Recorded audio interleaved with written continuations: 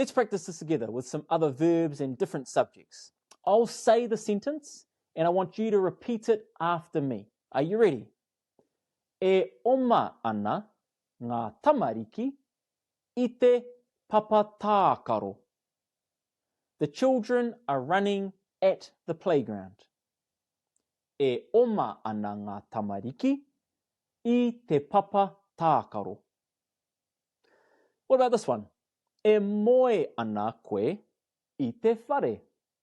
You are sleeping at the house. E moe ana koe I te whare. Great. Now, let's practice using some different subjects and objects. You can switch out the subject or the object to create some new sentences. Let's go.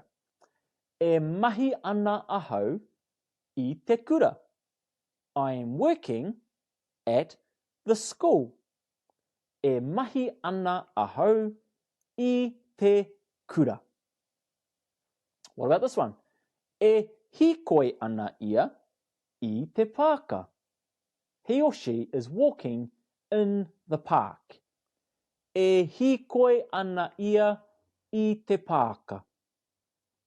As you can see, the structure always stays the same no matter what you're talking about.